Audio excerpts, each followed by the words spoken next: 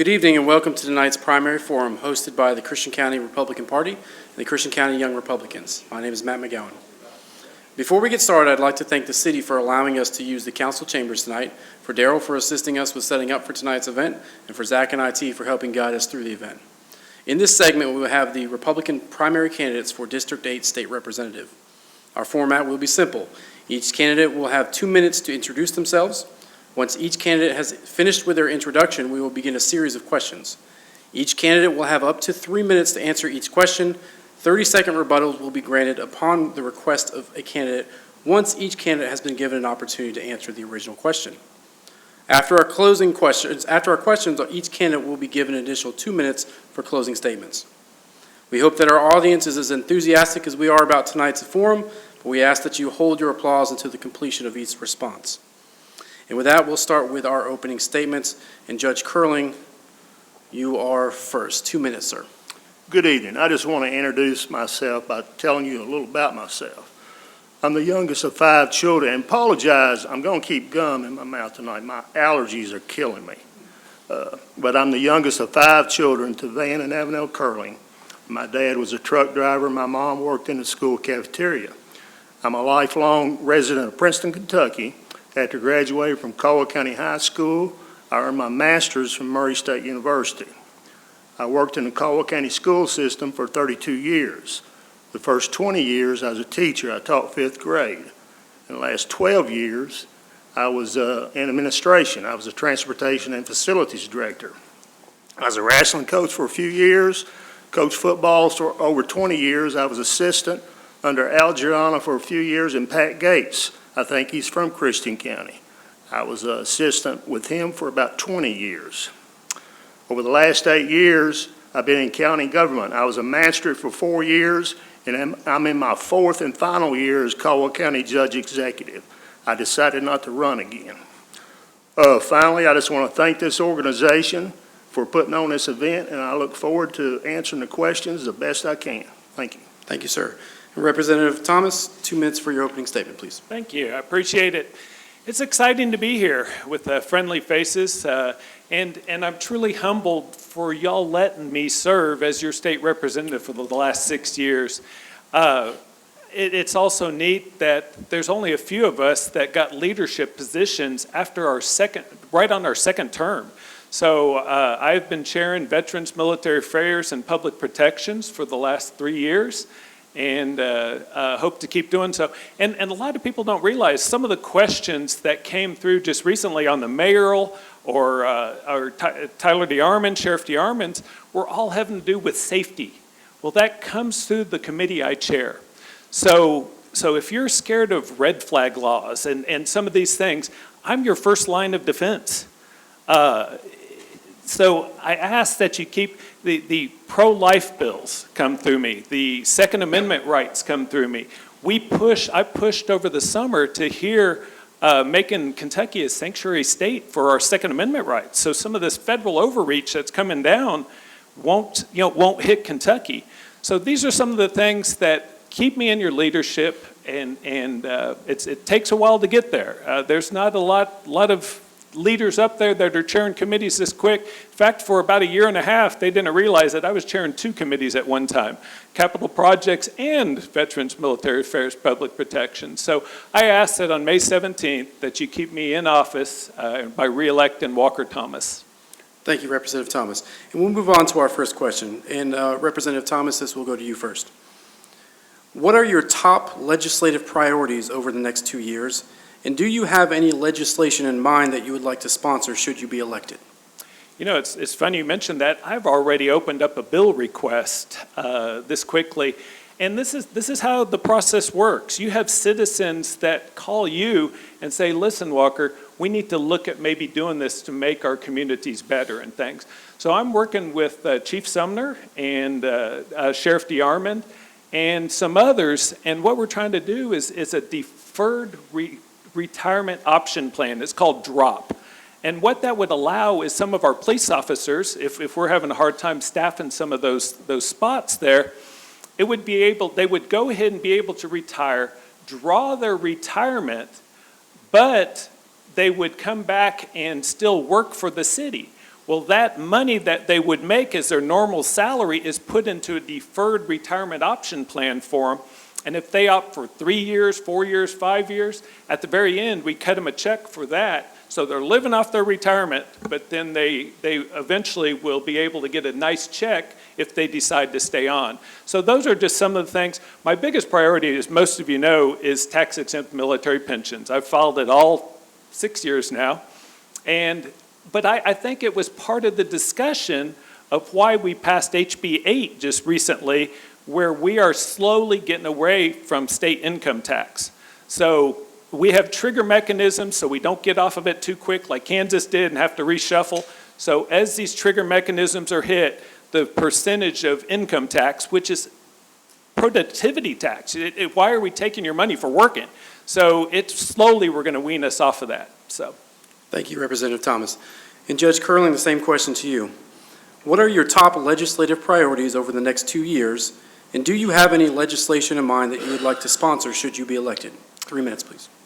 I believe in putting as much money as possible in infrastructure. In Caldwell County, we blacktopped over 75 miles of county roads in the last 3 years, and we're on, this year we're going to do another 25 miles, so that's 100 miles. We're also working to get internet service to all our county residents. Just because you live out in the county, in the rural areas, doesn't mean you should have a good road and good affordable internet just like everybody else. I'm also like Walker. I believe in a consumption tax. You look at the states like Texas and Florida, they don't have an income tax. You see how they're growing.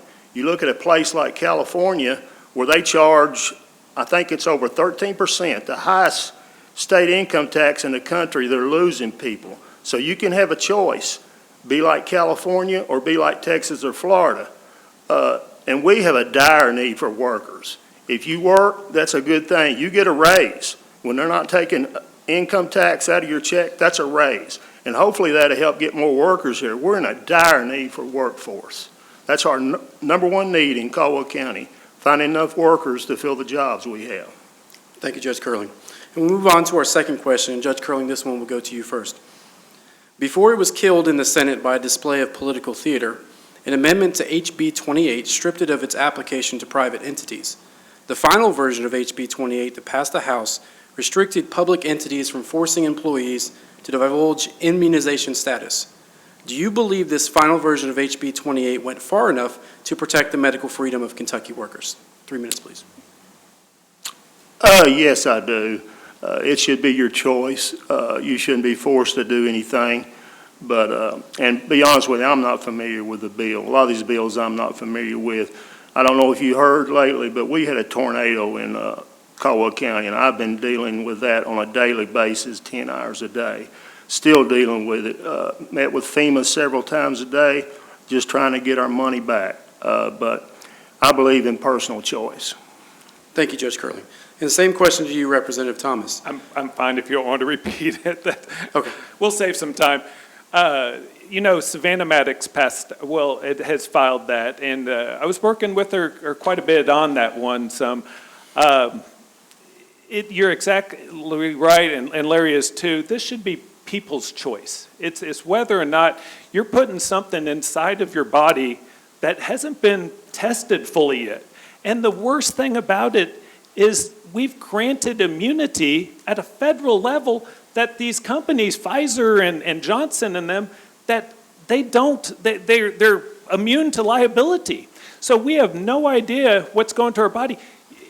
You know, does it help? Well, I mean, our vice president right now is sitting there with COVID, and she's had every shot possible. You know, so does it really help? The jury's still out on that. I mean, I look back and it's like, it's crazy over these last couple of years. Well, yeah, we've had plenty of COVID, but we cured the flu. You know, it's like some of this just doesn't make sense. So I think Savannah Maddox bill, HB 28, was watered down a lot, and towards the end, she was really upset, you know, once I spoke with her. Thank you, Representative Thomas. We'll move on to our third question. Representative Thomas, this one will go to you first. Okay. What can be done at the state level to deal with the growing issue of homelessness in our community? Well, that's a good one. Really, the way I look at that, so many of our Christian organizations and things help deal with some of this. We have our Salvation Army that does a great job. We have, Boys and Girls Club that we got $10 million into the budget. We fought hard to try to get that. To have some of our kids actually, get ahead and try to get jobs where they don't become homeless. We'll just have to work with the shelters, keep funding. Most of that's at a city level a little bit. I would be interested if we can find out where we could get the dollars to try to address it as a whole state. But some of these issues kind of fall at a local level. And if they have propositions to tell us, let us know. We'll fight to try to get those things in the budget. But most cities are uniquely positioned to have to deal with that themselves so much instead of a blanket brush across at a state level. Okay, thank you, Representative Thomas. And Judge Curling, the same question to you. We do deal with that on a local level. We work with our churches and organizations. We don't have a big problem with that in Caldwell County, but some of your larger cities do. A lot of it has to do with mental health. Most people you see do have mental health problems. So we work with our organizations on a daily basis. If we have people that need a place to go during the night, we find them a spot. But our churches are real good about helping us with that problem. Thank you, Judge Curling. We'll move on to the fourth question. And this one goes to you first, Judge Curling.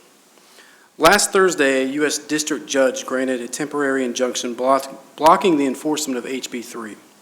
Her temporary order allowed Planned Parenthood and the EMW Women's Surgical Center to continue to murder unborn children for the next 14 days.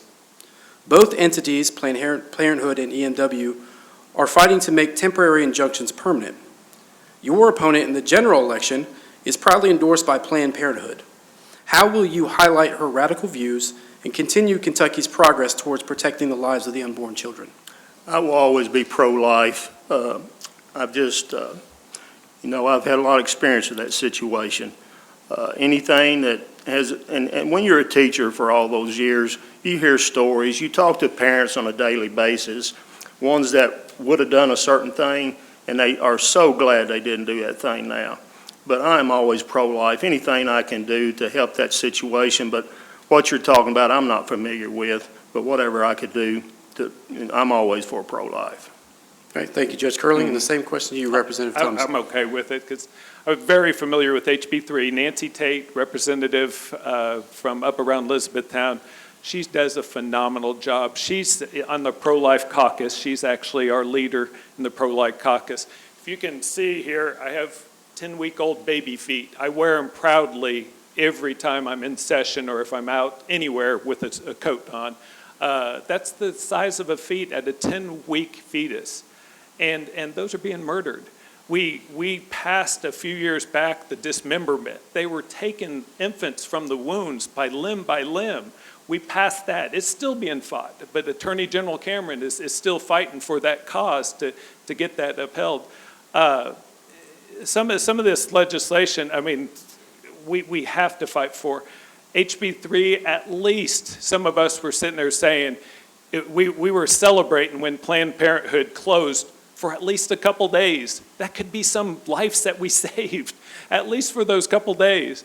So I was really excited. We got the 15-week abortion ban in there also. So we took our bill over in the House and merged it with Max Wise's Senate bill and got a bill that was really good overall. And I know Daniel Cameron, our AG, will fight this all the way to the Supreme Court. Thank you, Representative Thomas. And to our final question, Representative Thomas, this will go to you first. What makes you the most qualified candidate for this office? 3 minutes, please. Well, I have a lot of experience. I started actually up on the wall. You see that guy, Herb Hayes, right next to Sherry Jeffers there. Well, he was the first Republican to get elected and then got elected to our mayor. But shortly afterwards, back in '94, I was the second Republican to get elected on city council. I was the only Republican up here. It was kind of Republican when it wasn't cool to be a Republican. But I served there. So, now I've served up at state for 6 years. And I tell you, there's a knack to it. Larry and I were both asked, about term limits and things, and there is a balance. You don't need new people all the time, or else the institution runs everything. You have to have some leaders that have been up there a while because they know how to get things done. I passed 3 bills this year, working one with Beverly Fort, House Bill 277, great bill. You now can get your teacher certification in 3 years. We've been working with her and Murray State to do that. But I've had my hands on probably 8 to 10 others. So as a chairman, I get handed a pile of bills. And instead of trying to carry them all myself, I know who to divvy them out to because I've had relationships with all 100 state reps up there and senators. So sometimes I will hand a bill and we'll start it over in the Senate if I feel like it's a better chance to get it all the way through. So I have the experience, I have the know-how, and most importantly, I know where all the bathrooms are. Thank you, Representative Thomas. And Judge Curling, same question to you. What makes you the most qualified candidate for this office? 40-plus years of public service. There's not much I hadn't heard. I dealt with people on a daily basis. I go to their homes. I listen to their concerns. Potholes, trash, dogs, I've heard it all. I deal with them daily. I take their phone calls. They have my cell phone number. They call me daily. I probably had 50 phone calls a day dealing with potholes especially. We hear it every day. Dealing with their electric bills. I deal with people on a daily basis. I've been doing that for years. And I have a work ethic. I've worked my entire life, and from a young boy, cutting tobacco, hauling hay, building silos, there's not much I hadn't done. Construction, blacktopping. I think work ethic goes into anything you do. If you're willing to put the time in, then you'll be okay. No matter what the situation, you learn to deal with everything. But dealing with people on a daily basis for 40-plus years. Thank you. Thank you, Judge Curling. And we'll move on to our closing statements. Judge Curling, you'll be first on this. 2 minutes for your closing statements, please. Running for office isn't easy. You put yourself out there, and with social media these days, it can be pretty tough at times. I don't do social media as much. I had someone help me do a Facebook page just last week, Larry Curling for state representative. I didn't have a clue how to do it, but I'm dealing with that, and so far nobody's put anything crazy on there. I try not to read it. But there's one thing I've learned dealing with politics. I said I coached for over 20 years. I cannot stand bad sportsmanship. If this race comes down to me losing, you will never hear me say one thing about him or the other opponent. You shake the opponent's hand, you walk across the field, you shake their hand and say, great job, and the voters have spoken. I cannot stand bad sportsmanship. Finally, I just want to say, you can probably tell my voice, it's not the greatest in the world. My wife says I have a personality like a doorknob, so I'm not the greatest talker in the world, but I do have the work ethic. So any consideration for your vote on May the 17th, I would appreciate it, and best luck to Walker and all the other opponents. Thank you. Thank you, Judge Curling. And Representative Thomas, 2 minutes for your closing statement, please. Well, thank you. Thank you for having us here, and these are important. Larry and I get 5 debates. So when you pick up an extra county, we've done redistricting, and that's why Larry and I are talking amongst each other right now, is Caldwell is now in District 8. It's exciting times, but I tell you what, our nation's under attack, our state's under attack. I never thought we would be dealing with some of these social issues.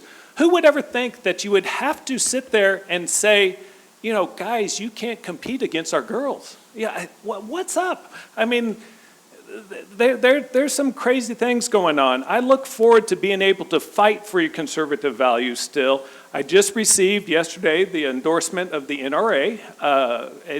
I've received it every year, and I'm proud of that. Great organization.